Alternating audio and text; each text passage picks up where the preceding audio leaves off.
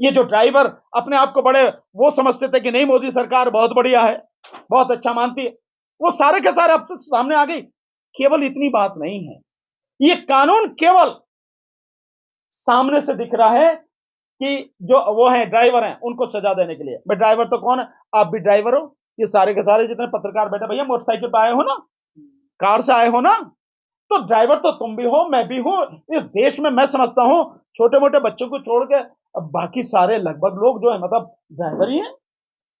तो इन सबके लिए कानून है, केवल वो नहीं ट्रक चलाते हैं बस चलाते हैं उनके लिए, सबके लिए, सबकी गर्दन इस तरह से फंसाई जा रही है। पर ये इसलिए है, देखिए ये सरकार जो एक कानून में संशोधन करके लेकर आई है, और वो है कि जो ड्राइवर होगा वो एक्सीडेंट अगर करेगा तो उसकी सजा 10 साल की होगी और 7 लाख रुपए जुर्माना होगा। सजा 10 साल की और 7 लाख रुपए जुर्माना। मैं एक बात बहुत सिंपल सी सीधी सी पूछना चाहता हूं इस सरकार से, क्या एक्सीडेंट कोई जान के करता है?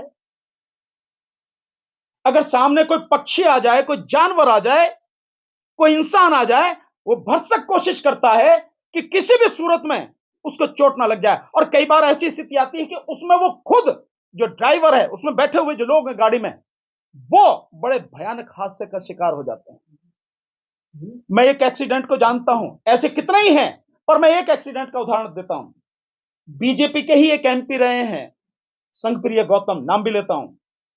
वो लखनऊ की तरफ जा रहे थे गाड़ी से, एम्बेसडर गाड़ी में ऐसे ही एक व्यक्ति को, साइकिल वाले को बचाते हुए उनकी गाड़ी एक गहरे उसमें पोखर में, जोहड़ जिसे बोलते हैं, पूल, तालाब जिसे अंग्रेजी में और हिंदी में बोलते हैं, उसमें जाके गिरी।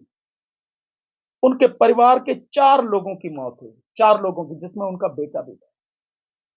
उनका बेटा, 4 लाशों का अंतिम संस्कार बुलंदशहर में हमने खुद, हम सब ने मिलकर वहां किया। स्थिति क्या रही होगी आप इसका अंदाजा लगाओ।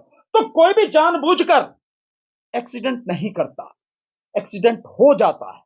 एक्सीडेंट यही तो नाम है, घटना, दुर्घटना हो जाता है। आप उसमें इतनी कड़ी सजा का प्रावधान कर रहे हो। अगर आपको लगता है कि इसकी जरूरत है और आप इसे रोकना चाहते कि कोई जानबूझ के ना करे, तो भाई उसके लिए तो कानून पहले से ही है।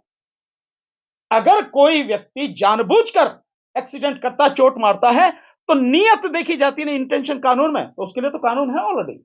अगर वो किसी की हत्या करता, कराया जाता है, बहुत से लोग एक्सीडेंट के माध्यम से मरवाते हैं लोगों को, उसके लिए तो कानून है।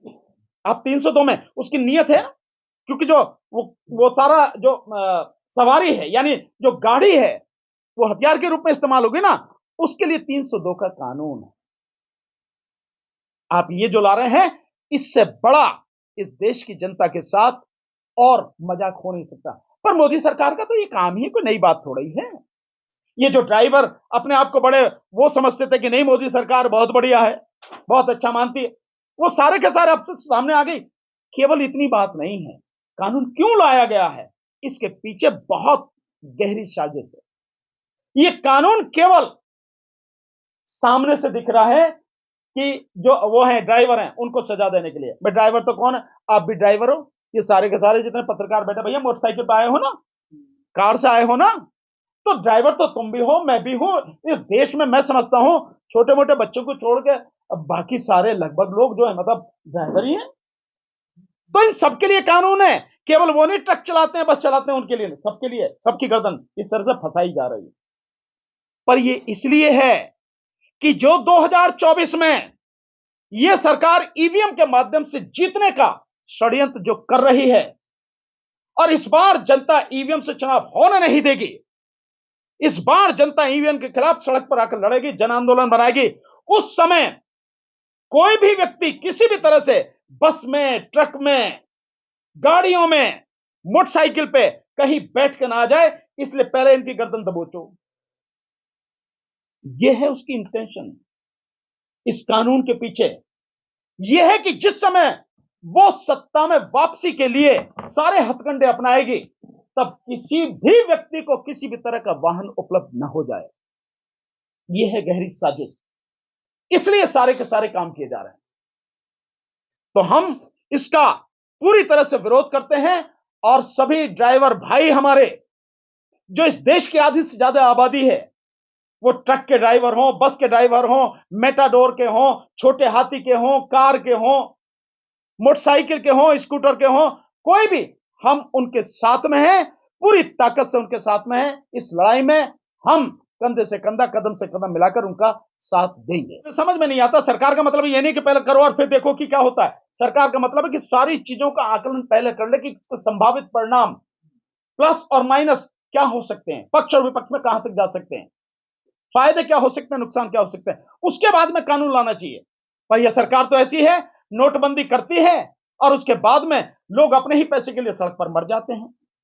और सरकार दिन प्रतिदिन उनमें कानूनों में, उसमें नियमों में बदलाव करती है। ऐसे जीएसटी लाती है और जीएसटी में हजारों तरह के उसमें बदलाव कर दिए गए, बावजूद उसके आज भी ठीक से नहीं वो सारी चीजें आ रही काबू में। ये सरकार, और मैं समझता हूं इस विषय पे हमारे आदरणीय डीसी कपिल साहब जो हैं बहुत बढ़िया आपको जवाब देंगे, क्योंकि ट्रांसपोर्ट डिपार्टमेंट की, ट्रांसपोर्ट की एक लॉबी, जो लोग हैं, जो दिल्ली और एनसीआर में जबरदस्त तरीके से उनकी उपस्थिति है, आपके साथ आंदोलन में हमेशा रहे हैं, साथ रहे हैं, ये बहुत अच्छी तरह से जानते हैं। तो मैं चाहूंगा कि आदरणीय डीसी कपिल साहब इस विषय में अपनी बात रखें। देखिए, मोटर वाले मामले में जैसे भानु प्रताप जी ने बताया है, कल दिल्ली और एनसीआर की जो ट्रांसपोर्टर हैं वो कल दिल्ली के जंतर मंतर पे 12 बजे से लेकर के 5 बजे तक एक बहुत बड़ा आयोजन कर रहे हैं। जैसे देश के दूसरे देशों में ट्रांसपोर्टरों ने ट्रांसपोर्ट को बंद कर दिया है, ट्रक खड़े कर दिए हैं, यहां पर भी वो स्थिति बनने वाली है। और दिल्ली एनसीआर ट्रांसपोर्ट एकता मंच के माध्यम से मैं उस संगठन से जुड़ा हुआ भी हूं। कल जो है एक बहुत बड़ा आंदोलन भी होगा और ये आंदोलन अंततः ईवीएम के आंदोलन में जो 6 तारीख को जंतर मंतर पर होने वाला है उसमें भी उनका पूरा सहयोग और समर्थन हमारे साथ रहेगा। तो ये जितने भी आंदोलन धीरे धीरे चल रहे हैं, ये ईवीएम हटाओ आंदोलन के साथ आने वाली 6 जनवरी को जंतर मंतर से जो है सब लोग जुड़ेंगे और पूरे लोग जो है एक साथ हम लोग आगे बढ़ेंगे। बस यही नई जानकारी।